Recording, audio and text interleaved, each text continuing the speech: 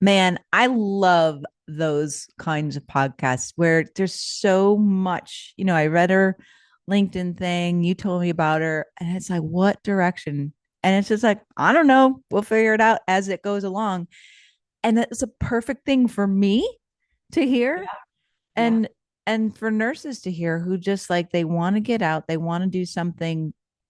They have their gifts, they have their expertise, they want to teach, they want to whatever, and it's all kind of folds in with like even that nurse I told you totally saved me the second day after my dad got out of the hospital and Yes. found that Yes. nurse practitioner. Now I'm kind of going back and forth and mentoring her free. I love it, and it's just all so familiar. I know it because it's literally, you always say, follow the effervescence. I'm kind of the grace of God, like when I feel God's grace. We both have our two sayings, but it is the philosophy that we both live by, Yeah. right? Is when something we can tell when we feel out of that flow. And Sarah is such a perfect example of someone who just kept following it and look at where it led her. And I'm not going to say because then, we want everybody to know. Yeah. And she didn't take her Wow. didn't take herself so seriously. Like all Yeah. that anxiety, paralyzing. Who can't relate? Well, I can certainly relate to that paralyzing OCD perfectionist anxiety where you just want to crawl in the hole. There's something calling you to do it, whether it's Wendy or whether it's God, or whether it's like it's like no, I'm gonna do it bad. Yeah. She just like whatever. Just got to do it. Like you just, and I have those moments too. Like trying to, when my mind's trying to take me away from doing something, then I'm like, oh no, now we're just going to go do it. Like I just go do it. You know what I mean? Or when it's enforcing me to do something and it's like this screaming thing in my head, I'm like, yeah, that's the time I should just step away. Yeah. You know? And so, yeah, so many breadcrumbs that she gave for number one, following your dharma or your purpose, right? And then how it all unfolds, but even how to behave in it all along the way. So much information in this podcast. Yeah. I'm so excited for nurses to listen to this. Enjoy, everybody. Sarah Michelle Boes. Yeah. Did you go? Are you from Kentucky or did you go to school there? Both. Oh, okay. So I get to Yeah. listen to your delightful accent for a whole Yeah. hour. Whole hour. It just makes me like, so Southern Ohio. So I grew up in Cleveland, Southern Oh, okay. Ohio. The Southern Ohio drawl is just like I get around those people and I just feel slower, more peaceful. And like I've moved like I'm about to embark on my 22nd move in about 20 years. Wow. I've lived in a lot of different places, and my favorite ones are just except for my home, except for Cleveland, is where when nobody is in a hurry to put a period on the end of their sentence. It's fun. It's very different. Yeah. Well, it's kind of though ironic in as a nurse. I'm just jumping right in here. Yeah. Like Wendy and I are we'll do the LinkedIn intro and bio and then talk about you behind your back when we're done. So and we just like snap that off the end and put it on the beginning. Yeah. Um so I'm just jumping right in because I don't know if it's racist or maybe regionist, but you don't put that voice and that calm kind of thing that could be so what's the word misleading into somebody like you who's accomplished so much and has been through so much. It's like, wait a minute, she seems so calm. Like you think, My students say that all the time. They're like, your voice and the yeah, videos, like me and my baby would listen to it, me and my dog would listen to it. And I'm like, I'm glad you all get that because I feel like inside. yeah, I well do it yeah, well it's like fake it till you make it, but you're not faking it. I actually hate fake it till you make it. I do too. I'll it's be just honest. it just sounds so stressful. Like just suck until you're good at it. Yeah. Just hold space for all the different ways that sucks until you're good. Yeah. Yeah, I'm good at like sucking out loud. And Wendy like I said, I'm moving, and my normal what place I do a podcast is in. We call it HQ. It's my she shed in the backyard. Yeah, yeah, that was And fun. we emptied it all out yesterday because I wasn't really thinking, I'm in like moving mode. So it looks Yeah. like a moving truck threw up in my backyard. And Wendy knows this about me that I'm so discombobulated and disorganized usually. So she's like, hey, I got an idea. Record a funny commercial about you being batshit. She didn't say batshit crazy, but that's what she was implying. But it is. Yeah. My mission in life is I'm here to either make people feel like, oh, I'm not alone, or Mm. thank God I'm not her. Either way, Like either or. either or, it works. Yeah. So we may have people like my daughter just walked in the front door. Everybody say hi to Gianna. Say hi, G. Hi. Oh, Just peek in, G. There you There go. you Okay. go. Now, if you hear any background noise, we know what it's all coming from, and we don't have to pretend to be professional. So, enough about me. Thank you for listening. I would just like you to do the non LinkedIn introduction because we'll do that at the end. What would people say about you as well? I mean, geez, with you, you could go in so many different I directions. know. That's a Mom, hard nurse, question. right? Well, that's actually kind of fun. What would the people who know you best say about you? I think the people that know me best and the people that I spend the most time with would describe me as a visionary. I really, really lean into that word because I feel like in my brain, I can like paint the big vision and see it. And then sometimes my anxiety gets in the way of that a little bit because I have the big dream and the big vision. But then sometimes you get a little lost in the details of how exactly am I going to get there and what does that look like and those sorts of things. But I really like painting the dream, even for the people I love the most. Like my husband is starting his own business right now, actually. And so, like, painting that dream with him of like, what could this look like and what will this look like one day? And like, what we always end up talking about too is impact. So I think the other way that people would describe me outside of like visionary, big dreamer is very much philanthropist too. I feel like that's kind of been my new identity that I've been leaning into the last couple of years since selling my business because I mean, when I was a bedside nurse, there wasn't really opportunity for that and there wasn't space for that. So now that I have had a big business exit, like that's really cool to be able to lean into. Yeah. All right. Well, hopefully that won't be too non sequitur when we do the LinkedIn introduction because that was a lot also. Yeah. So let's drill down a little bit. Give us a bit more concrete. Where did you grow up? Where'd you go to school? What happened to get you here on a podcast Yeah. with us? A little bit like a page one, chapter one summary of you. I mean, I am writing a memoir right now, so I've been Okay. looking at the chronological Just order. read the book. Yes. Well, that Let me must pull it be out. on the tip of your tongue, though. The Yeah, back cover. I grew up in Eastern Kentucky, which is one of the poorest regions of the entire country. And so growing up where I did, I had two parents who were school teachers, and really like the thing that they just instilled and ingrained and drilled into me at all times is education is your ticket. Because they were two of the first people in their families to get college degrees, and they knew how important that was. And really, everyone around me, if you weren't a coal miner, you were a teacher. And so when I was growing up, I always envisioned that I was going to be a teacher.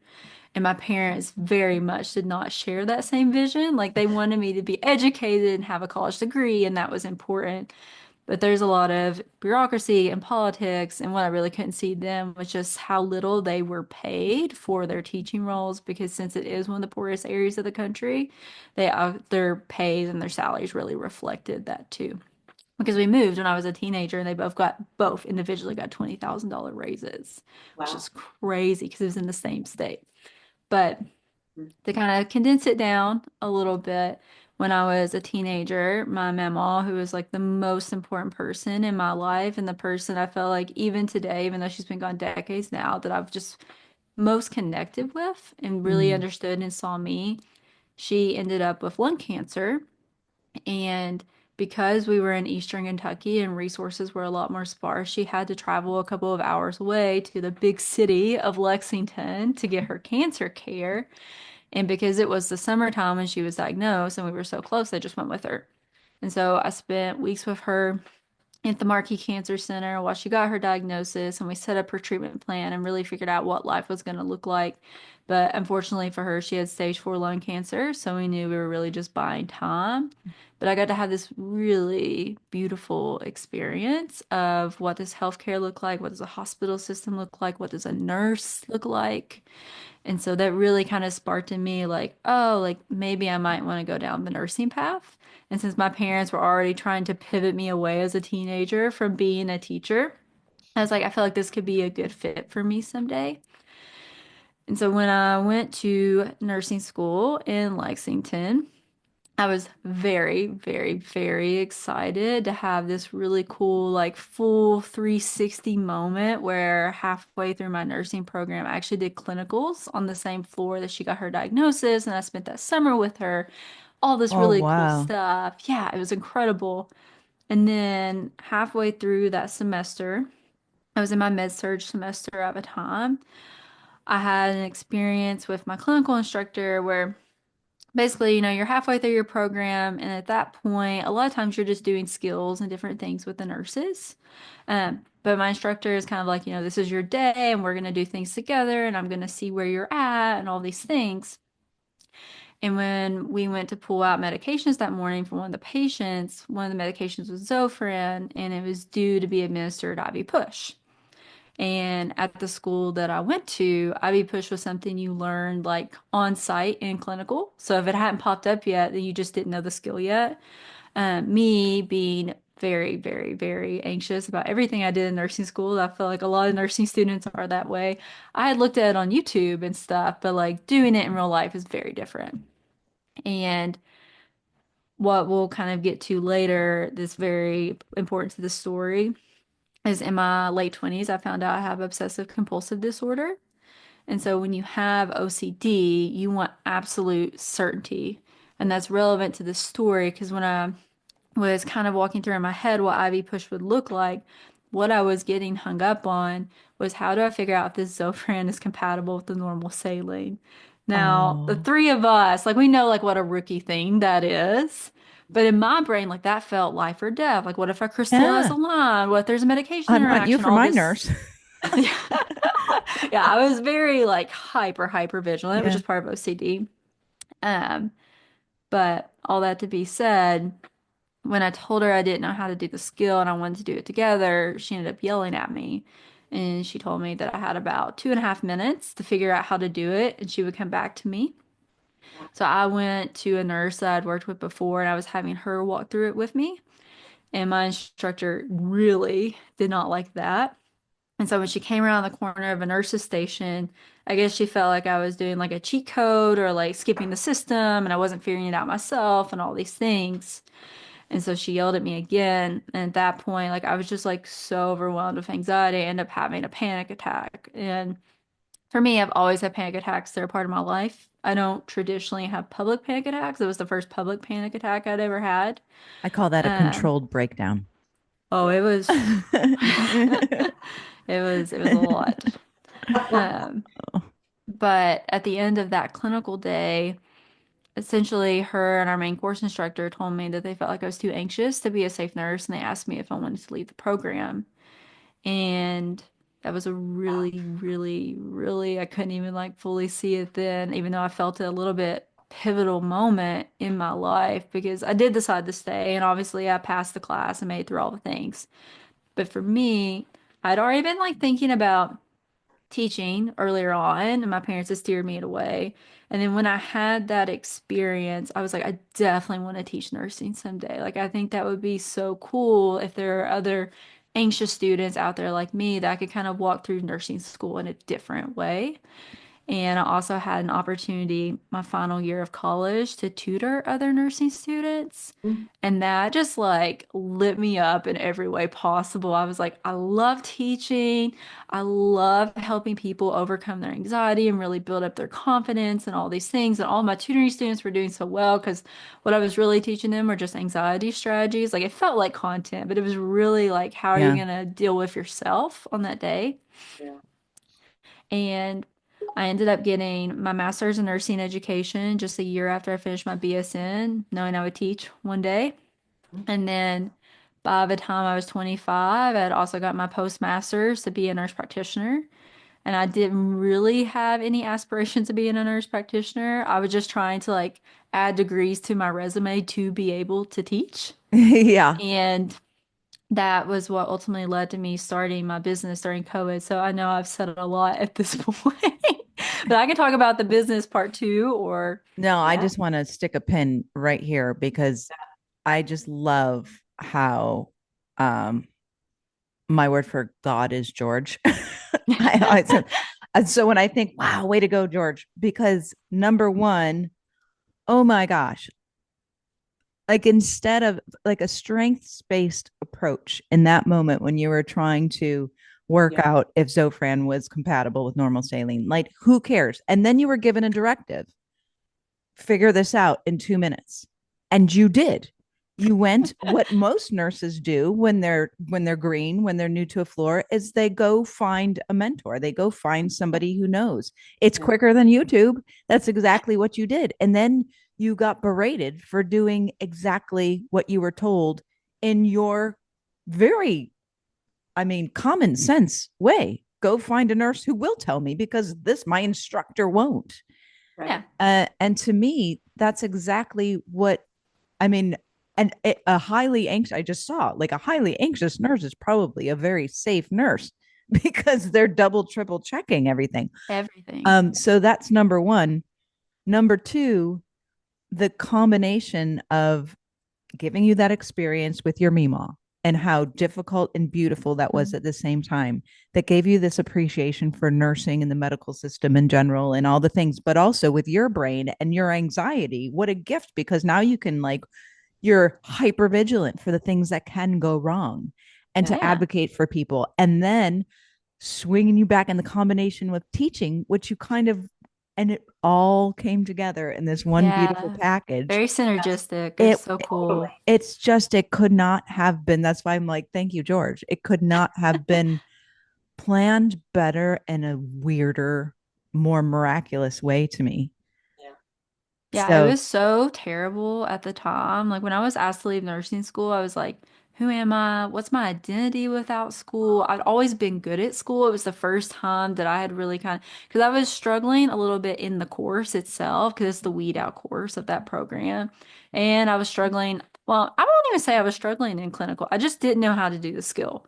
And yeah, that's totally okay. And I told students that all the time. I'm like, if you don't know how to do something, it is so much more unsafe for you to just go ahead and do that thing than it would be for us to have a conversation about it and figure out how we're going to do that together. Yeah. And that's such a simple thing to do for a student that it really makes me irate that it didn't happen for me because I wanted to perform well. I wanted to be a great student. Like these are things halfway through a semester, like she knew about me. So I just really struggle with kind of like the dissonance of that situation sometimes because it could have been really simple and really easy, but yeah, it was also a great turning point in my life to figure out where exactly I was headed. So I I can see both sides of it, right, as you're talking, because yes, should she have taken the time to just teach you? I mean, that's kind of a role, right? yeah, Like, it's her isn't that job. supposed to be happening? So that we're not having medical errors and things go wrong with patient care. But then on the flip side, like Karen was saying, it literally, we have things happen to us for a reason. And we can either internalize them to be a victim, right? Like you could have really internalized that and stayed forward with your nursing career. And who knows, we won't know what that would have looked like. yeah. You could have taken their word for it. Thank God you Yeah, Yeah, didn't. yeah, you could have quit, right? She could I have thought quit about it. or gone forward learning not a very nice way to be with other people. Or you could have taken that incident and, like you did, turned it into a successful career. Well, now you're teaching and can be helping other students because, labeled with that diagnosis or not, new grads, I'm sure, have a lot of anxiety coming out of Major school. anxiety, major. Yes. As Well, well, you especially should. post-COVID time too. Yeah. Like, Oh, yeah. Yeah. yeah. Yeah. Yeah. So kudos. That's All right. awesome. So let's take the pin out now. And then what happened? So actually what happened right before COVID, I was finishing up nurse practitioner school, because we were talking about insane timing in January of 2020. I put in my notice for my full-time nursing job. So I ended up working on the unit that I was almost starting out of school in, which was really cool.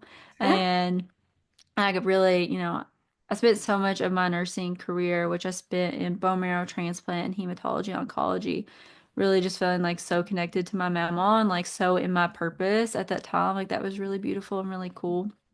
But as I was finishing up nurse practitioner school, I had a job lined up and I had really, really, really been pushing myself to the extreme because what I would do is I would go work every single weekend at a hospital that I now live 2 hours away from. So I was commuting in.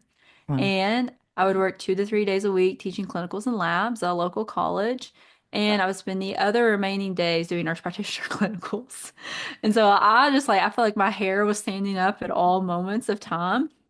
And in January of 2020, knowing that my graduation was coming, I had a job lined up, all the things, I decided I would leave my full-time nursing job and I would just teach some clinicals, teach some labs, finish up school, and see how life shook out because I had a little bit more flexibility then. And what I didn't know in January 2020 was that I was going to put in for my last day of what would be my bedside nursing career to be the first week of March in 2020. So, like, the world shuts down and I'm leaving nursing at the same time. It really couldn't have worked out any better for me, especially being as anxious as I am. And there was so much uncertainty at the time of like, do I even have a teaching job left now? Because everything's closing down. Like, are we going to be teaching online? What does that look like? All this stuff. But we pretty much took all the clinicals and labs that we were teaching in person and flipped them on Zoom. We were just like, we'll figure it out as we go. And there wasn't really any like guidebook or manual or this is how we're going to do it. At first, we didn't even have simulation software. Like, I would just get on Zoom with like 12 students and I would set a lesson plan for the day of what we were going to do and what that was going to look like. And the fun part of that was I learned really quickly what worked and what didn't, and what was kind of like resonating with my students.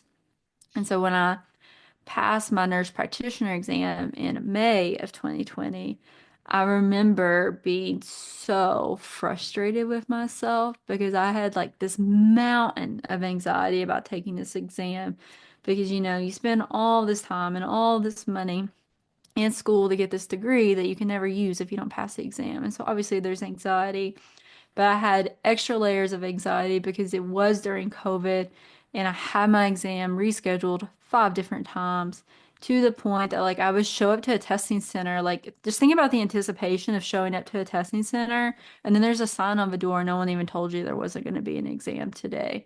And so there's just all this pressure and all these things built up. And then I took the exam and it was one of the easiest exams I'd ever taken in my life. So I was like, I did all these review courses, all these things, had all this anxiety. I was so anxious, I literally broke a tooth. And I'm like, this was one of the easiest tests I've ever taken.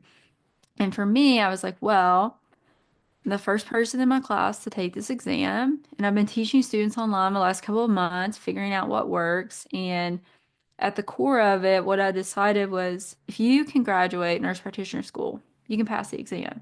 You just have to really like believe in yourself that you can do that and have the confidence in yourself that you can do that because you already have all of the clinical content. So it was kind of like my old tutoring days. I was like, what if I took all of my like anxiety reduction techniques and my confidence building stuff and I put it into this little course that I could give to my classmates for free to help them better pass the exam? Because I know the education we all got and that was stellar. I know we can all pass this thing if we can just kind of get over the mental hurdle. Sure. And so I spent a weekend making a 3-hour course that was very much a back and forth of instead of me teaching you the content, it was me asking questions. I'd be like, if a patient came in with this blood pressure, how would you diagnose them? What would that look like? And I would pause after I asked the question so people could see at home, like, do I know this or do I not? And then they knew what the catalog to come back to. But I gave it to my 30 classmates for free. And our agreement was, I'll give you this course if you'll just invite one other friend into my Facebook group. And so I gave it to the first 100 people for free. And so at that point, I was starting to get some reviews in. People were really liking it.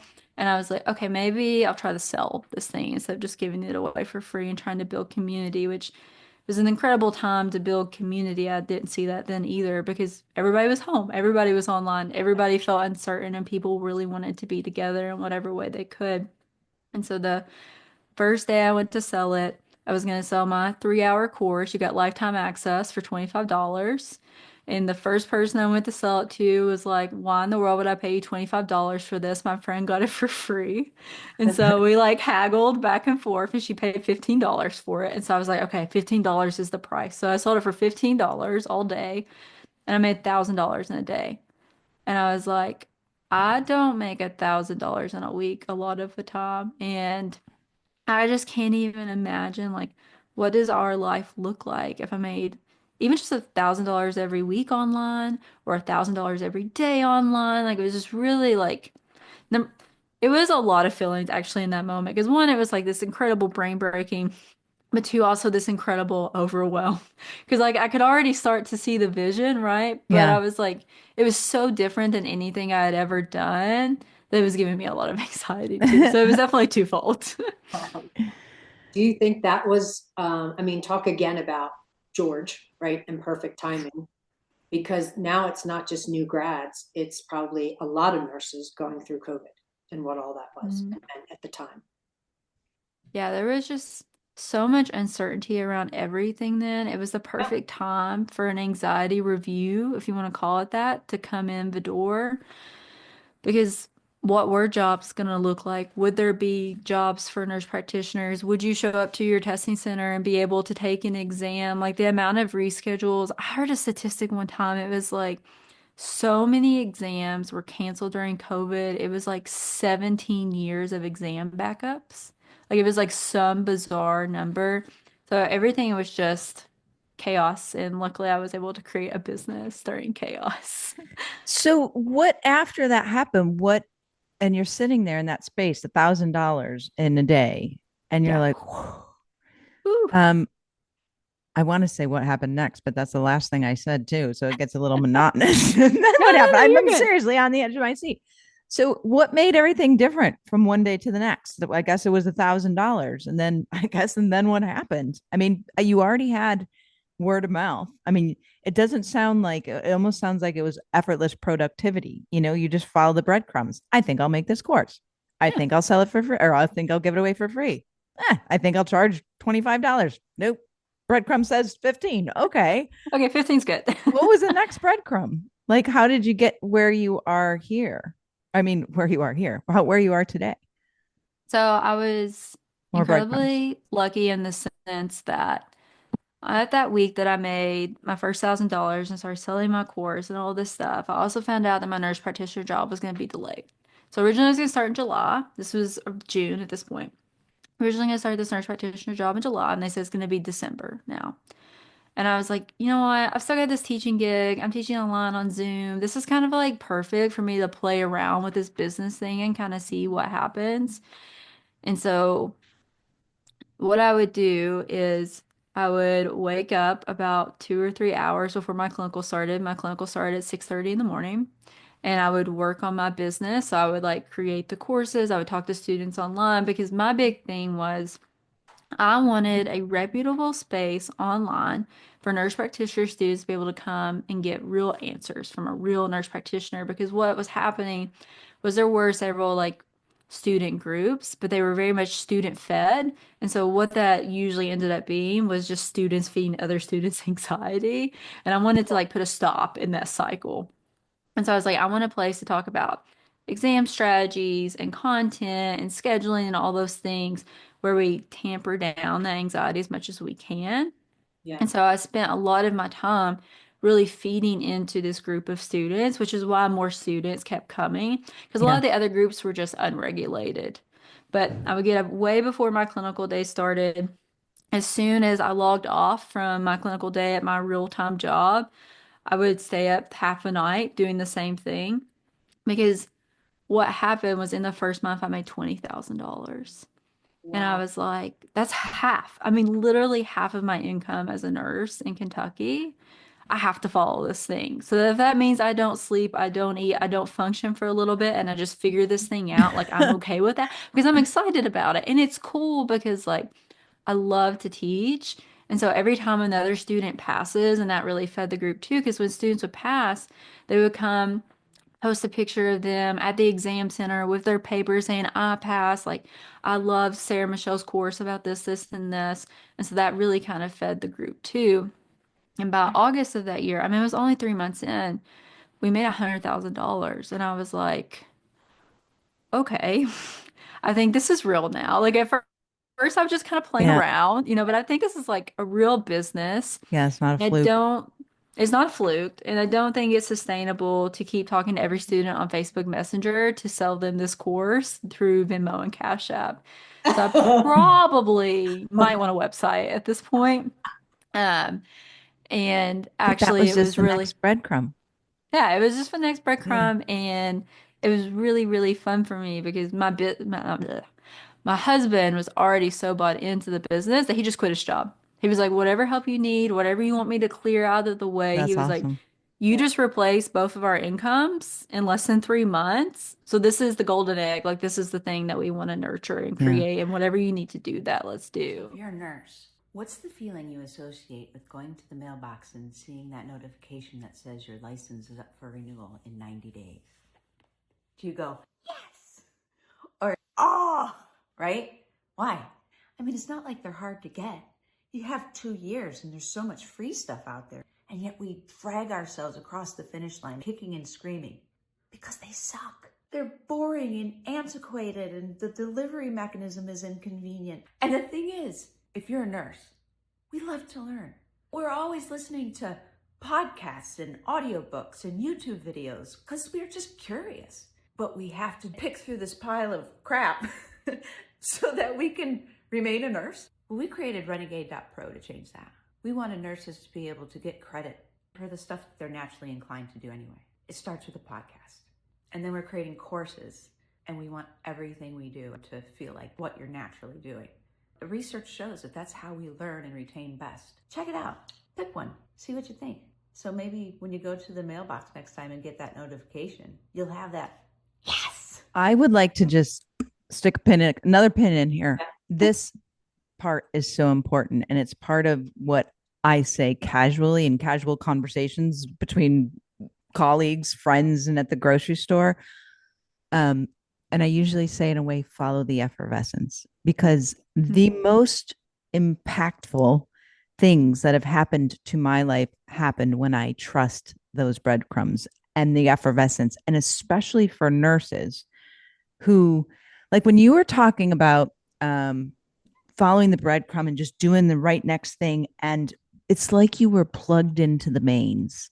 Yes. We are taught as nurses, drain your container, don't left. save. Like if you have a couple drops in the tank, floor it, and then you're totally depleted and totally burnt out at the end. You were doing 16 hours of work a day plus all Bare night minimum. long. And it sounds like, just from the story, it was effortlessly productive. It was like I'm trying to work out those times and how much you were working. And I'm like, when did you sleep? I really you didn't need to. No, But I was that's lit what up. happens when you operate from the overflow. And I think this is such an important thing to highlight. When I look at you and your life and your career and all the things that you continue to do, you're operating from the overflow. And that's what it should feel like. Taking a break, taking care of yourself, doing the thing you love to do that allows you to work 16, 18 hours a day and have more energy at the end than you did when you started. That's called being plugged into the mains and on purpose.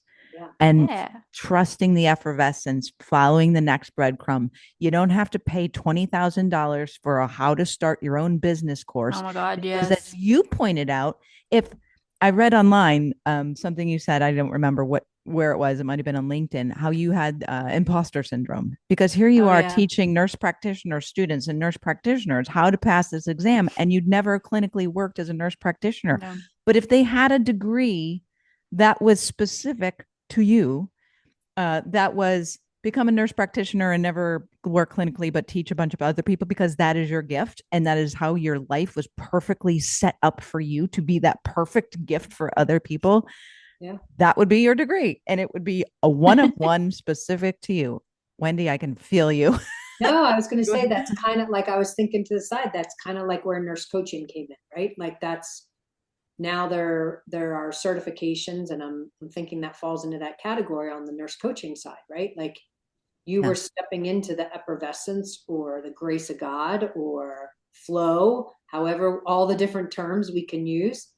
And it was effortless, and look at what that did for you and Yeah. others, I might add. And Yeah. just to put a little bit of biochemistry behind what Sarah's talking about, Mhm. nurses get sick, their immune systems start failing when they stay in that hypervigilant, um, 2 drops in the tank. So it's time for me to floor it for my colleagues, for my friends, because I owe it to everybody else but me.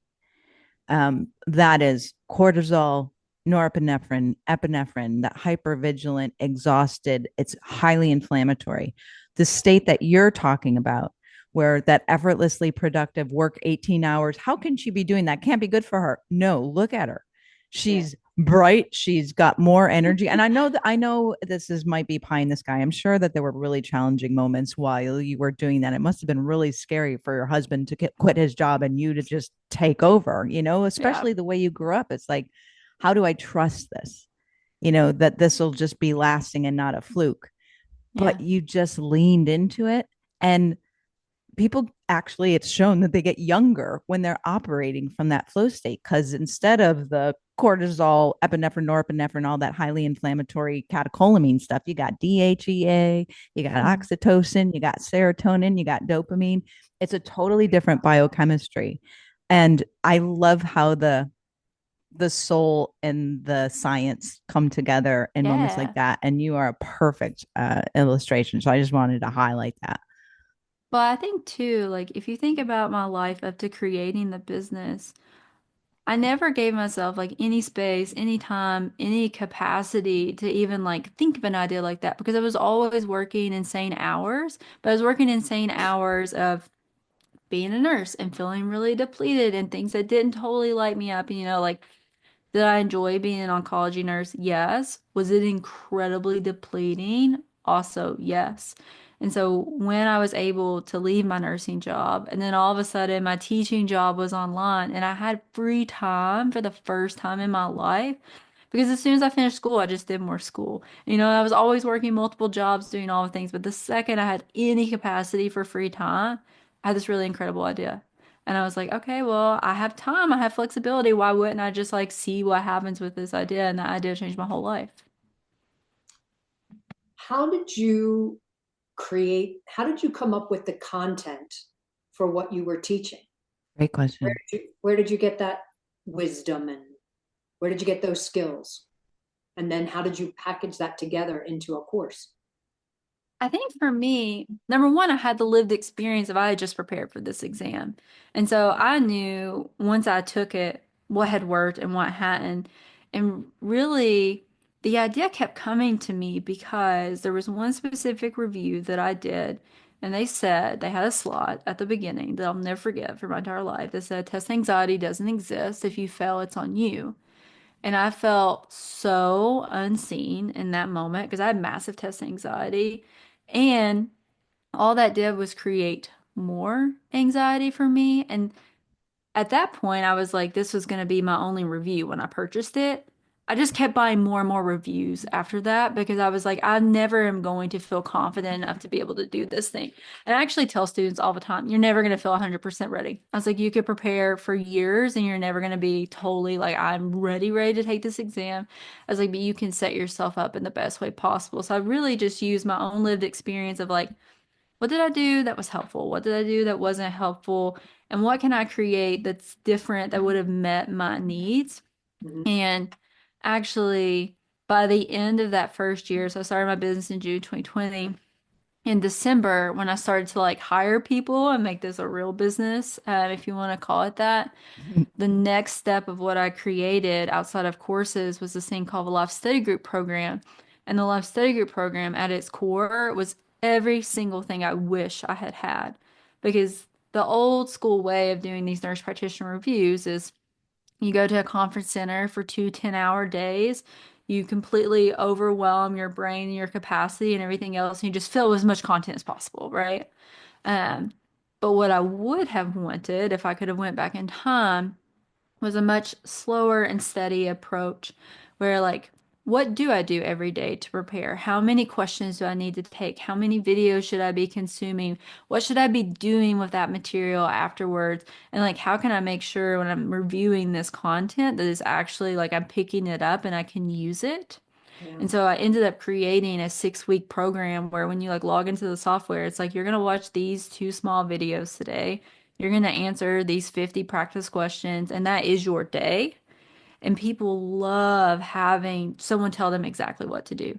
Instead Exactly. of just saying, here's every bit of content you could ever be tested on, 2 10-hour days, Just hope for the cram it into your best. hippocampus and hope something Yes. doesn't spill over. That's Yeah, I'm important. like, I started forgetting stuff. Like, I started forgetting stuff I knew because I was just so overwhelmed and inundated with so much Yeah. information.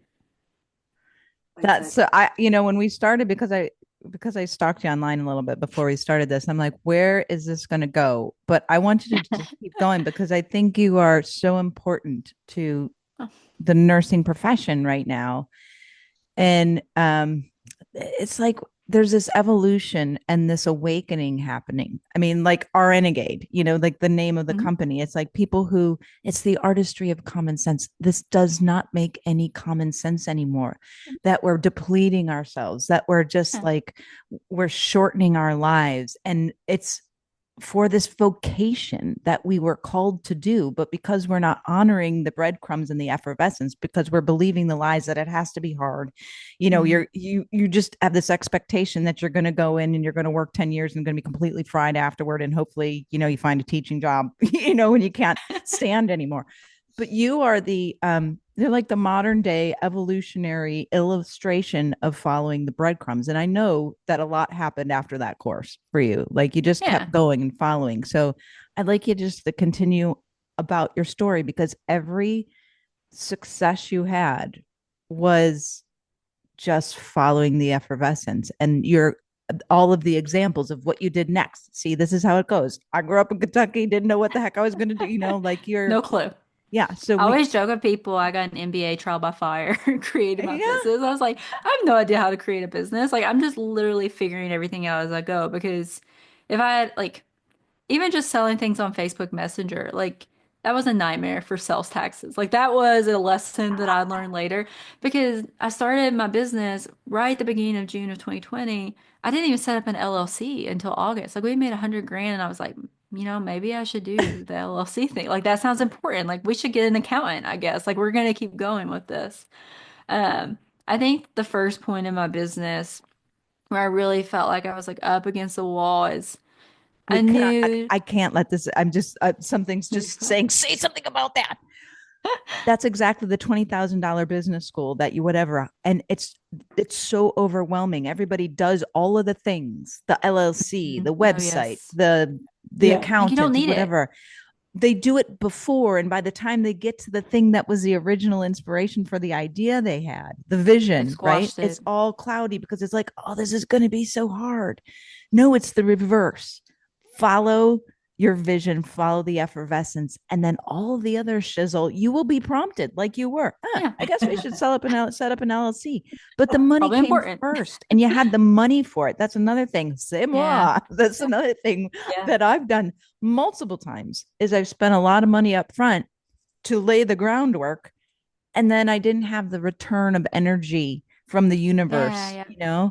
You had the return, the reward for just following the promptings and the next best thing to do.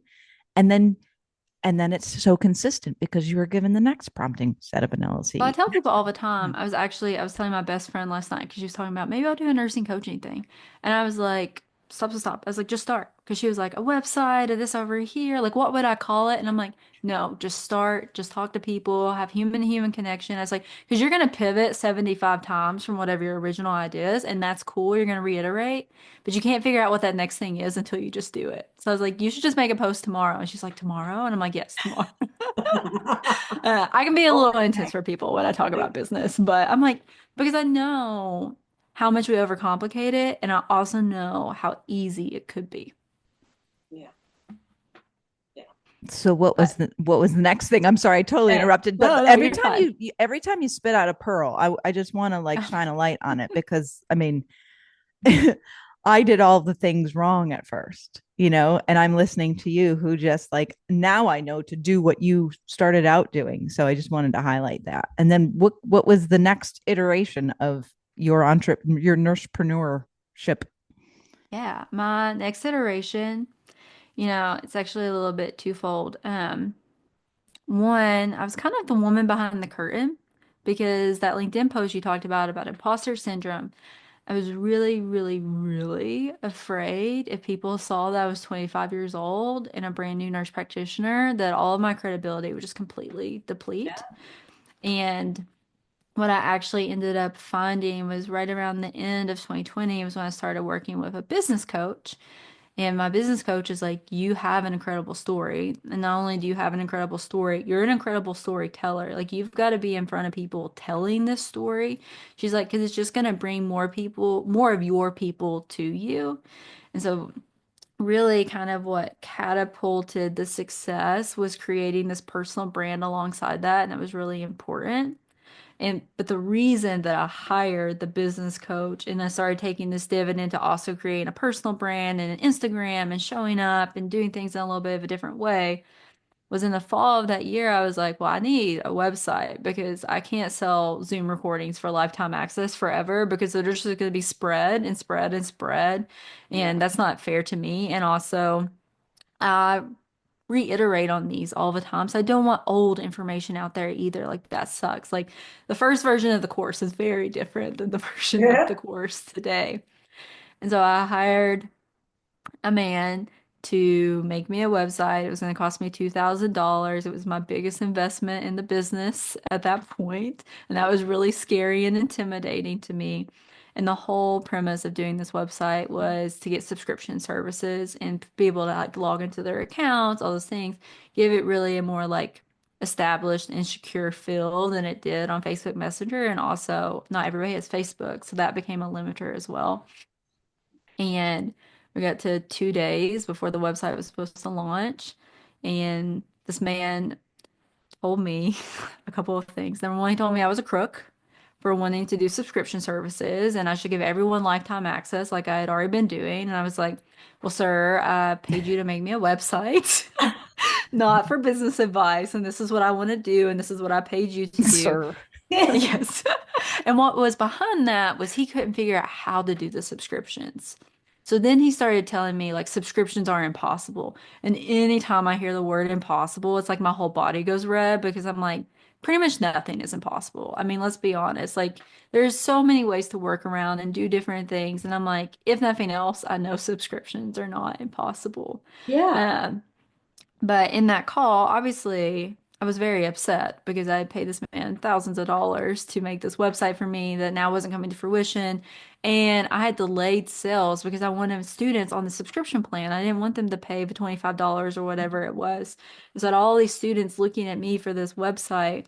And he told me on the phone, he was like, You're if you're cr- too emotional to talk about this, I'll just call your husband later and we can discuss it without you. oh, no, And, there's very, very, very, very few times in my life that I've ever felt the need to just like yell out loud. And I literally was just like yelling as loud as I can at this man on Do the you have a phone. transcript? I wish, I so wish. Because, like, drop that in the who podcast. are you? Yeah, Number one, to tell me how to run my business. Number two, who are Narcissist. you to demean me in this way when I've created something this big already? Like, I was already feeling like way more empowered in myself and way more Yeah. confident in myself by that point. Um, wow, but it was at that point that I realized maybe it was a little bit in over my head. And I just really had no idea what I was even looking for when I was looking for a website designer. I didn't know how to vet people. Like, that wasn't an experience I had. And it wasn't an experience that anyone around me had either. And it was really cool because my friend one time had reached out to a business coach, and this business coach actually ran a massage studio that I used to go to. And so I had watched her build this massage studio from a two-bedroom apartment. It started in an apartment building to then having her own location with like I don't know, 12 rooms to having 3 locations. And I was like, my friend already knows this person. I've watched this person grow something. I feel like she could help me with like the infrastructure pieces. And so I called up this woman on a random Thursday and I'm like, ma'am, I have made $250,000 and I have no idea what I'm doing. And I really, really, really, really just need a website that works and functions. And I just really need help. And meeting her really helped me start to like put the pieces in place. Like during our first coaching call, and I know sometimes people feel weird about coaching because I feel like there's this connotation around it these days. But like, I think the connotation around coaching comes from people who are trying to coach and they haven't built the thing before. But I'd already seen this woman build the thing. Yeah. And so at our first coaching call, she's like, I've never said this to anyone. She's like, you absolutely cannot do this by yourself any longer. She said, not for another moment. She said, we're going to meet again in 6 days. And by the time we meet, I don't care how you do it. I don't care if you get on Fiverr. I don't care if you get on Craigslist. You have to hire somebody. She's like, virtual assistant, number one. And then we can figure out who your next hires are. And so that week, I found my first virtual assistant. And that already like let up so much tension because I was doing all the things. I was answering the support emails. I was trying to fix the bare bones website I had put together by myself. I was trying to feed the Facebook community and help it grow. It was just too much to then also try to create more stuff. And people were always asking for more stuff and more courses and different things. Question bank. We didn't have question bank at the time. And it was just incredible how much space I got from even having one human for a single week. Yeah. That within 2 weeks, I had hired another human. And I brought on a girl that I actually used to go to nursing school with because I told her, I was like, I have this idea to do a live program, but I can't do it by myself and I don't want to do it by myself. Like, I just want somebody while I'm up there teaching to man the chat because I have no interest in like trying to go back and forth. Like when I teach, I get in the zone. And so I don't want to do this back and forth maneuvering. And Anna ended up being my work wife for the rest of the business, and she still works there today. She's incredible. She's the director of content in the company that acquired mine. But once I started getting coaching and kind of freeing up some space and capacity for myself to create more, but not only create more, but start to show up and build a personal brand alongside that, I mean, it felt like rocket fuel because we were only 7 months in when I became a millionaire, and I was like, how did this happen? Like, what? Like, I like literally less than a year ago, I was a bedside nurse who was like somewhere every day of the week with the worst possible schedule and so exhausted. And now I made $1 million online. Like, I just don't even know how that happened. I still today, like every time I think about it, I'm like, it's just such a crazy thing to do. And Well, I mean, it's so much fun too. if you had to distill it down and somebody asked you, how do I make a million online? What would the first three things be that you'd say to them? Yeah. Like if One is you something. what I guess here if you did it without help. You did it without even yourself. I don't know if that makes sense. It's like it was all you, but it's like you didn't let your anxiety get into the way, whatever. So, Yeah. but if I was going to say, what would you say to you to kind of tell yourself it would be okay? But that's kind of stupid because you knew the whole time. It's like, I guess, okay, so scratch all that. Wendy, you can leave this in to make people I feel know. better about themselves, or you can edit it out. No, I'm going to leave it in because I think it's part of, I'm thinking of this episode, like in the Nursepreneur section. Like, so, okay, so what would you tell a nurse how to make $1 million, online, right, in 7 months? Like, Mhm. what are the three biggest learnings that you had if you were going to do an online business? What were the three biggest learnings, and how to turn them into success? Well, the first is the one I already said, which is just start, because Sure. so many people get bogged down into like, how exactly am I going to do this and all this stuff? And I'm like, no, you just throw out whatever the idea is Yeah. and figure out some people it lands with, and then you can kind of create from there. So don't get stuck in that part. Number two, for me, was personally been successful, and it's something I'm attempting to do again right now through LinkedIn. So it's funny you were watching me on LinkedIn, is build community. So find other people that you would want to be in your sphere who are like-minded people or might want the thing that you're trying to create and incentivize them to be in community with you and do it in a very low barrier way. Like Facebook for me was super simple to create community because most nurse practitioners are around 40 years old.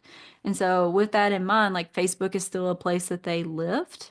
Sure. Now that's a little bit different when you start talking about NCLEX or RN or those sorts of things. Like they live on very different platforms, but TikTok. find an easy, low barrier platform because sometimes people are like, oh, I'll create a Slack space or oh, create a circle or whatever.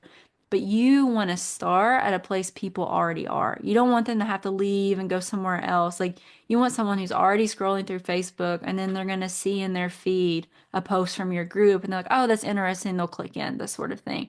And you really kind of have to feed that community and be really, really intentional about it. Because unless you're in there kind of incentivizing that engagement and really getting that going for people, it'll just be quiet. And I've seen that happen many, many times. All right. So number one is just start. Number two, Mhm. create low barrier Community. communities. Yeah. And then number three is absolutely authenticity and just being really vulnerable.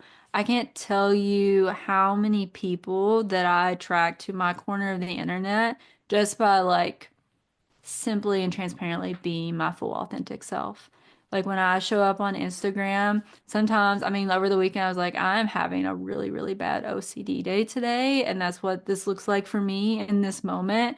And like, here are the skills that I'm using. But people just want to see, they don't want the polished version, I guess is what I'm trying to say. People want a real human to buy from, someone who's relatable and personable. And you can only do that by being yourself. Yeah. Yeah. Cause it's like, it's almost like the proverbial, if I can do it, anyone can do it. Like, I don't know how many times I've said that before because Yeah. I'm riddled with ADHD and like some OCD tendencies. You just ask Wendy, it takes me 24 hours to pick a font. Like I'm just no, this one's a little bit better. This is just gonna bring me over. Yeah. And absolutely. Cause then they can see themselves in you and then they can see Exactly. their own success. Yeah. Which is why when I put my face on it, it exploded because people were just like so excited to see themselves. So how did you get to a place to then decide to sell it? So I was very excited to create a question bank. I could not find a software that really met my needs to do that. And so I had thousands of questions that me and my team had written and were just ready to go out to our students who desperately wanted this and no way to provide it. Yeah. And so I started working with an overseas app development team to do that. And I wasted hundreds of thousands of dollars with that app team trying to build that out to then find out after a nearly like 7 or 8 month process that it had been built on what they call junk code. So every time you tried to fix something, it broke something else. Oh. And that was a really good learning lesson and like pause point for me. Our margins were so incredible that like losing the money didn't hurt as much as it probably normally would have for a regular business.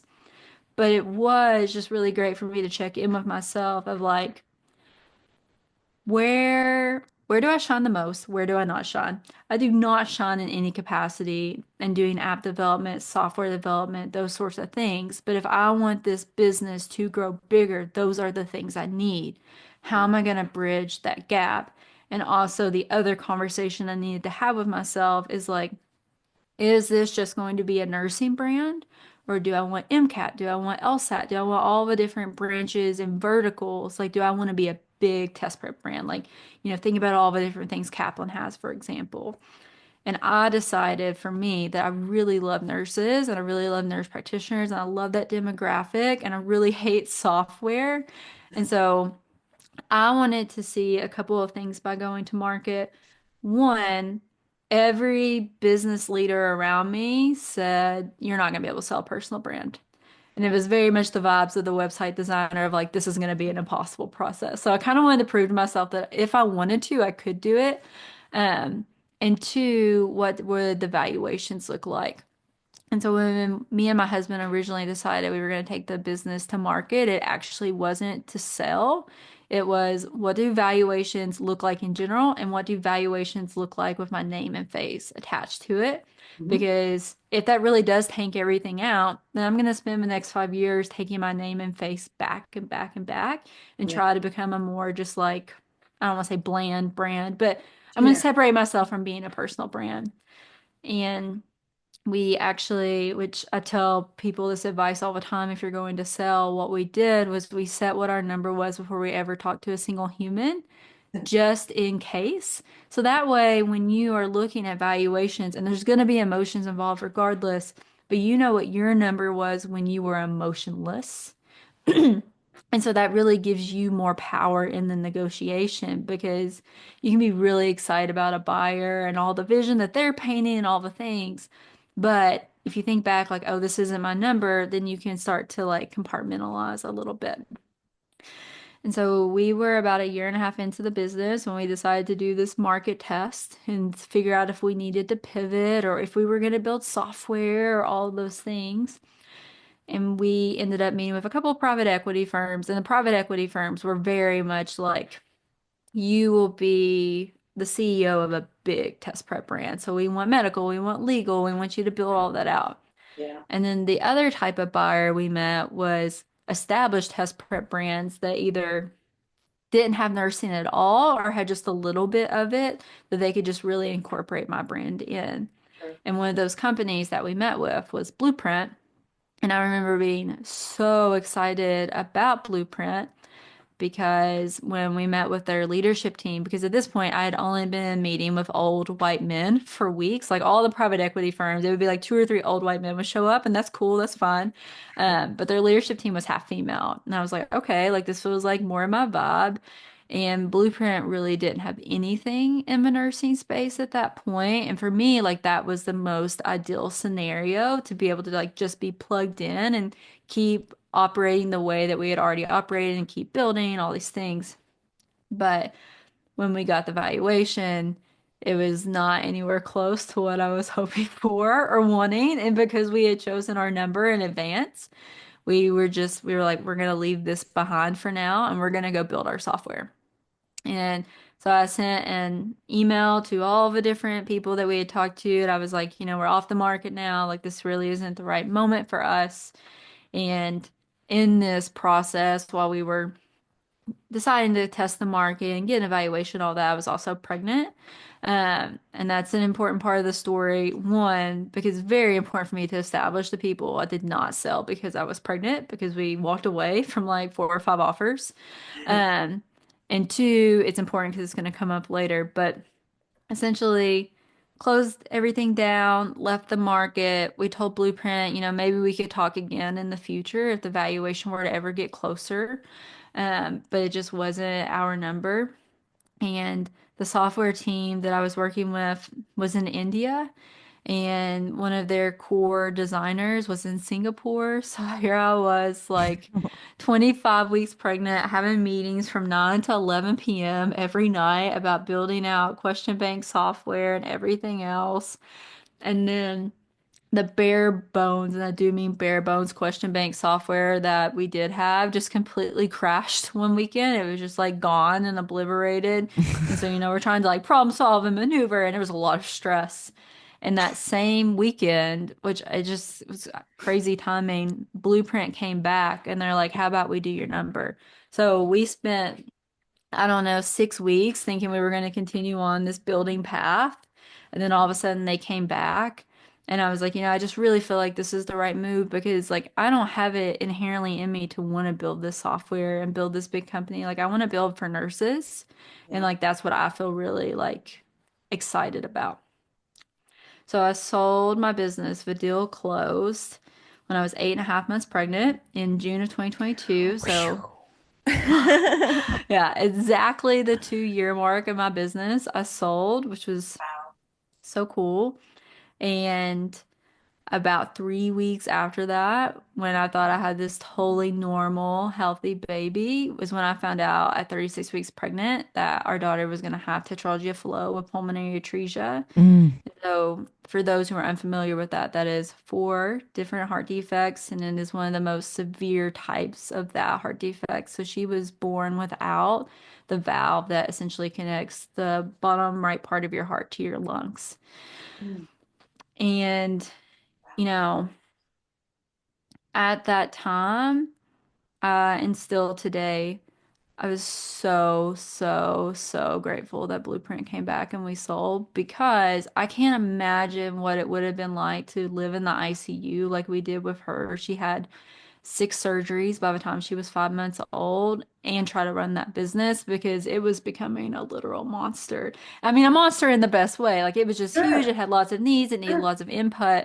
And so Success. to be able to like dial back and step back and really just be a present parent and be able to make decisions in her care, and to have the financial flexibility of like me and my husband being able to be at her bedside all the time, mm. it was the most impeccable and beautiful timing of my life to be able to do that with her. It speaks to the effervescence again, I Glenn, right? It's know. like the grace, like following all along, staying true to yourself. Um, and then in the end, you It all happens as it should. yeah. And how It always I does. so my second job as a nurse was Cleveland Clinic pediatric ICU, and Oh, they did a wow. lot of heart. It was basically 70-80% congenital heart I'm sure it defect was. surgery. So that was my I was one of those nurses, and wow. I mean, because I you are camped out and it is all day, and then just like after those big surgeries and then waiting for them to just grow and Yeah, strengthen the only roller to go to coaster. another one. Yeah. How is she today? It's my favorite question people ask me. I love to tell people she's the healthiest she's ever been. She'll be 3 in August of this year, and we just had her annual cardiology appointment last week, and so with her heart, every time that she grows exponentially bigger, then she has to have her heart valve replaced. So we're looking at about 4 more open heart surgeries in her lifetime. But at her appointment last week, we found out this year is not the time, which we're very excited about because, my big thing with her is just really giving her as much time as possible to be a normal kid. I mean, I don't like using the word normal, but you know what I mean. Yeah, yeah. And so then, okay, so you've got 4 more surgeries ahead of you in life. Do you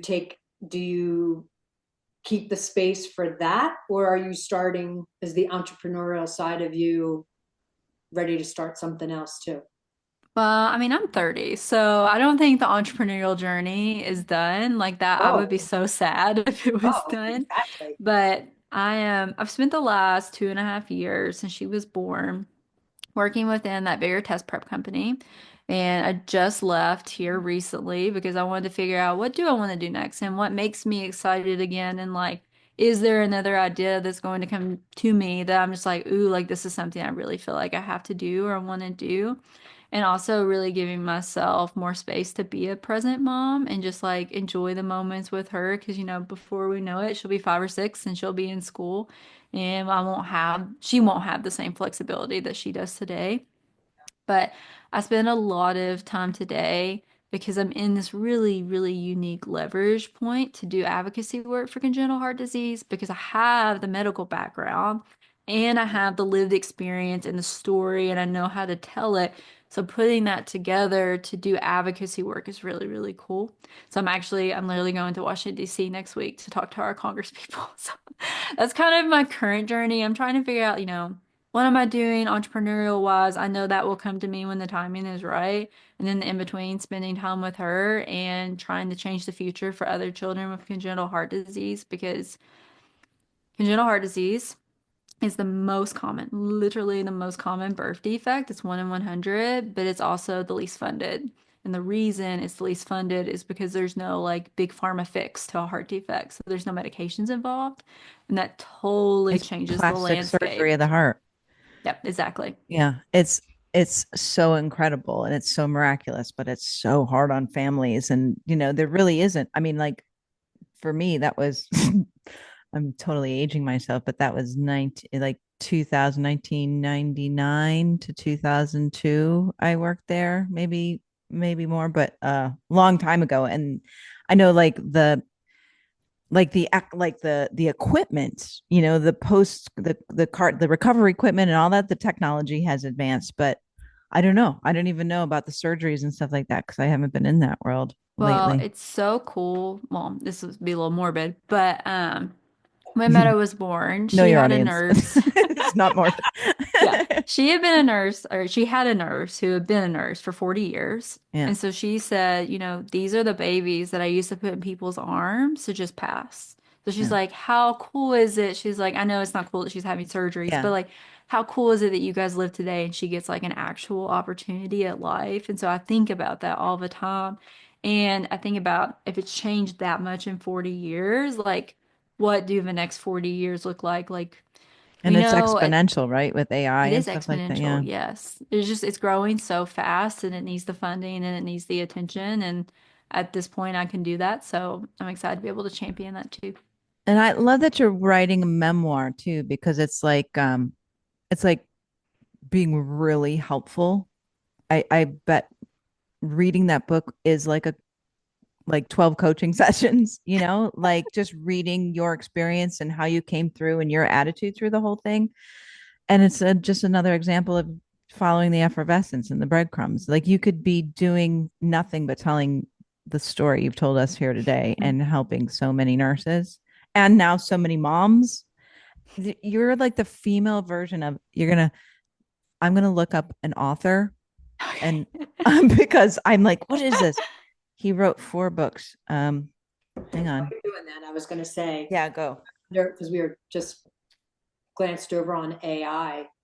I wonder how that technology can help the surgeries, and maybe even less surgeries. So that's actually our goal. And that's part of my advocacy work because with her valve replacements, there are trials that are happening in adults, not PJ. Always has to happen to adults first before it goes down, where they're replacing that valve via heart cath instead. And so that was actually the conversation with our cardiologist last week is like, is it 4 more surgeries? Does that look different now? Because it's been a year. And he told us 1 more surgery for sure, because essentially she has a tube that holds her valve, and so she needs that bigger tube, and they can't replace that with heart cath. Yeah. But once she gets the adult size tube, which she could technically get at 5 or 6, then the options totally open up, and maybe she doesn't have all those extra surgeries. But he was like, we're on the cusp of medicine, so I just Yeah. like, here's the vision, but I don't we won't know until the moment comes. Sure. So. Sure. Which I mean, even 1 more versus 4, I'll take. So I mean, that would be amazing. yeah. That would be amazing. You are the female version of Derek Silvers. Have you heard of him? No, but I'm gonna have to Google him now. Yeah. So those are his books. Hell yeah or no. Ooh. Your music, how to live. So these are just like little things, your music and your people. That's creating the low barrier, your music. Like, but he was he created and sold CD Baby, but his story, there's so many similar elements as yours, where Ooh, he that's just cool. started a thing for himself. He did it for himself because he wanted his music. He like learned a little bit of coding. This was before PayPal and before all the cash apps and stuff like that. He wanted to sell his music online. So he had to think of a way that people could come and buy his music. So he just a little pay app, a little pay button. He had to learn to code to create his own pay button. And then he could sell his music online. And so Wow. his friends who were also musicians said, hey, can you do one for me? Pay me a pay button. Sure. And he did it for free, just like you with your course. You wanted to give people what you had learned that worked so well for you. Oh my God, I took this huge test with no anxiety and I'm riddled with it. Like, I want to give this to other people. He did something for himself. He started giving it away. Then it just started taking up so much of his time. He's like, oh, I should start charging for this.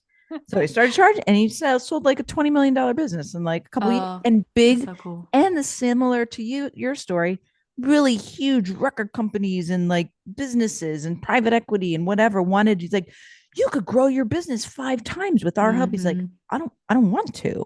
Yeah, I it's don't, not my life I like path. what I'm doing. It wasn't about, and then he sold CD Baby. He started another company that was just that, something he did for himself, gave it away for free for other people, community and business, and he sold another one. And it's hell yes or no. If it's, that's my favorite book that he wrote. It's like, it's either a hell yes or it's a no. And that is Oh, the that's definitely effervescence. me. That That's is the me. effervescence. I mean, that's the following the breadcrumbs, whatever your phrase is, you are the, you're just, it is you. And it takes a lot of courage. But it is, once you're a living example of, once you learn to trust and follow that, everything else kind of falls into place Yeah, and everything gets you through. You're changes. going to have hard times. You're going to have a kid born with a heart defect. You're going to have Yeah. anxiety. You're going to have divorce or moving, and tragedy is going to happen. But you know what to do the next, because that is only available to us in the present moment. I found, it's like you can't predict when it's going to come. You can't set up a business and then welcome it in, spend 50,000 on business growing courses or whatever. It's, I don't know. I don't know what the title is of this podcast, but that to me is the most important thing that you've said. And it covers every area of life, from your professional nursing career to what to do next as a mom to, how, and it you seems like such a joyful person despite all of the things you've been through. And yeah, I've really, I hope this isn't the first, because it sounds like there's many more chapters to this story, but I think that sounds like a good gulp sized thing for nurses to binge on. A chunk. Yeah. How about you, Wendell? No, agreed. Thank you. Yeah, I'm always worried about being chaotic. 'Cause I'm like, there's just so much to my life and my story and the things that happen. But like, I genuinely feel like in the most humble way possible, like when I tell it, like it helps other people rewrite what's possible in their brains. And that's the cool part. Yeah. It's not because I feel weird sometimes sharing so much about myself. And I'm like, no, but these really cool things happen when I do. So I It's just gotta lean in. so human. Like I used to beat the shit out of myself for the way I folded laundry and did dishes, because I would go fold a couple pieces, Oh, distracted by a ADHD. sparkly object. I'm upstairs, like organizing my books for an hour, and I'm like, oh shit, the laundry. And then I go back down, do some laundry, put away half of the dishwasher, and then it would all get done. Yeah, But I used just to in a different beat order. the shit out of myself. Like, could you focus? Take some drugs or something and whatever. But then I realized it all gets done in the same amount of time. It's just, that's how my brain works. It's a little bit here and a little bit here, and it drives other people crazy. But God made people like Wendy to deal with people like me. My husband has ADHD, so God made people like me to deal with my husband as well. But he also deals with my OCD brain, so it's twofold. And I bet, how does, as one last thing, one last little thing for me, good question. Now that you've mentioned him a number of times, does he, how is he different than you are, that adds to your business and your entrepreneurial adventures? My husband, and sometimes I love this about him, and sometimes I hate this about him, operates with so much less urgency in his life. And on the flip side of that, he has a lot more. I would say today we're closer than we've ever been, but at the start of our relationship and definitely the start of our business, I mean, him leaving his job before I did, like I had to make $1 million before I left my business. I was like that uncomfortable. And he's like, 100 grand, I'm in. He has Yeah. so much more like trust in himself and confidence in himself. And so I feel like I've really like learned and picked that up from him because I've watched him lean in and then like my business exploded, right? Like all these different pieces. Um, but it is interesting to be on the flip side now because he's starting his own business. And so like I'm like trying to clear things out of the way for him and like figure out, how does growing a business work while being a parent? That's a totally different ball game because when I worked 18-hour days, it was just me and him. Now we have a small human that has a lot of needs and a lot of wants. Right. Yeah. That's great. Okay, good. I'm glad I asked you, because that's my Wendy. Yeah. I'm Karen's husband. Yeah, but well, your husband is your husband. Yeah. I had a really incredible work wife. She was so Yeah. helpful. There I am. I'm your work wife. Yeah. Nice. Well, I was going to say, I think a good way to end this too is you shared that at first you thought it was difficult telling everybody, talking about yourself and talking about your life and sharing. But you know what, Sarah, that's actually what you did that made you so successful, right? Oh, for You sure. brought the tools to people that actually helped you, and you shared that. So you've been sharing about your life the whole time, and it's what made you a huge success. So thank you. And I think a lot of people can learn. Yeah, I can't wait till your memoir's out and I can put your book right next to my Derek Sivers books. Soak up the vibes. Yeah. Thank Great. you very much Thank for you. your time today. And that was such an important, the whole thing was so important. So Thank you juicy so for much. nurses. Appreciate it. Let's do more. All right. Well, I am going to sign off. Nurses, don't forget you can get a continuing education credit for listening to this podcast with Sarah Michelle Boes. Boes, right? Did I say that? Yes. Yeah, I just want to make sure I said it right. I should have checked in the beginning, but you know, There you go. talk Somebody about said bowels one authenticity. time, so I appreciate it. My very Bowels. first podcast, yeah, Sarah Bowles. So I was like, From our okay, Sarah bowels poop. to yours. Yeah. Enjoy. Um, No, I just because, wanted like, to hit record because this is like a little bonus thing. I no, just you're wanted fine. to share. But when you start showing up online and you really get hooked into the vanity metrics, it's really, really easy to get disappointed because you're like, oh, it only has 5 likes, or oh, only 17 people view my story. That sucks. Yeah. But being consistent, like I've never once, not a single time, had a post go viral, but I still made millions of dollars and found all of these people that wanted my products because I was just consistent and I showed up and I didn't get trapped in kind of like that doom spiral of like, how many people are actually liking my thing? So I'm actually doing that for myself right now on LinkedIn. I'm very frustrated on LinkedIn because I had really good success in the beginning where I was getting like 12 to 15,000 impressions per post. And my post from yesterday has 100 impressions. And I'm like, what is happening? Like the quality is still there. But I just keep reminding myself if I show up and I'm consistent and this is part of my routine and people know what to expect from me, then it will build over time. And I'd rather have that slow, steady build of people I actually want. Because what happens when you go viral is you get a lot of exposure, but a lot of those aren't your people anyways. Exactly. Yeah.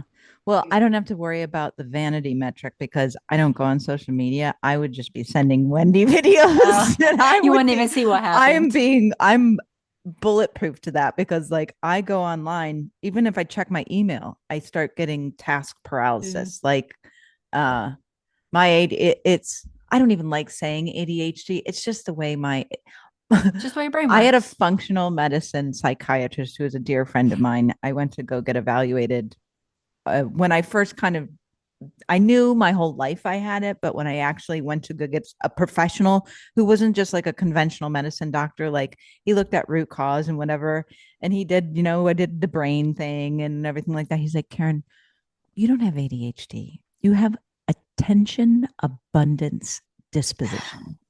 I love that so much. I love it too. ABD, attention abundance, or AAD, attention abundance disposition. And it's like, well, I don't have to explain it here, but yeah, but that's why I could totally do that. I love getting online. I am a complete ham. I love being on stage. I love teaching. I love being whatever, but getting online, sometimes it gives me, my armpits get all pinchy and I start sweating, even checking my email. Cause I feel like, when I don't get back on time, I don't even want to look because I know I'll have so much perfectionist anxiety about writing the email back that I get task paralysis. So I like can't even go on my email. But that's why I just send Wendy silly videos of myself. Let her do it. Yep. Yeah, self-depreciation. My gift is self-depreciation. A very, very random off-topic tangent question. Are you into astrology at all? Yeah. What's your big three? Well, I don't know. What do you mean my big three? I'm human design theory. I'm a Taurian sun sign. I'm a Pisces rising sign, and I'm a Capricorn moon. I don't know. Really? Yeah, but human design theory. I was expecting some fire in there. Yeah, no. It's like, a little bit of Leo or some in there.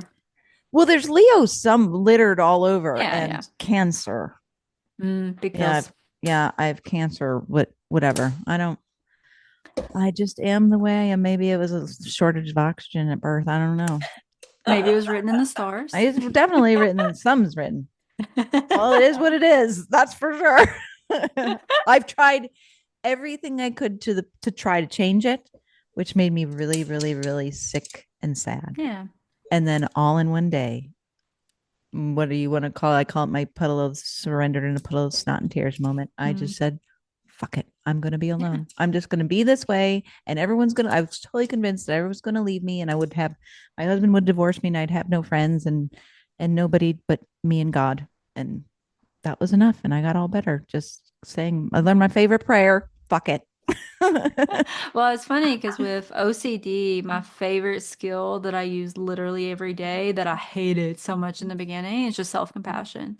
I say to myself all the time, I'm like, I'm a really great person having a really hard day today, or like whatever else, Yeah. like last week of her appointment, like I just had a lot of OCD thoughts, like it was what it was. I mean, when Yeah. you're showing up to an appointment, like, is it going to be a surgery or not? Like, that's a lot of space to hold when you're looking at a 2.5-year-old.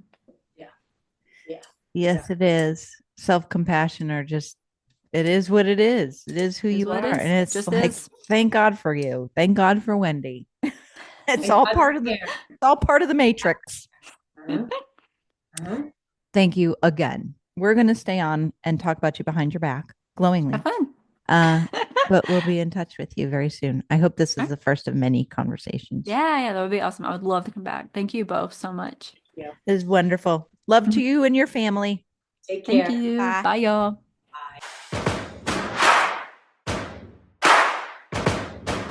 Renegades.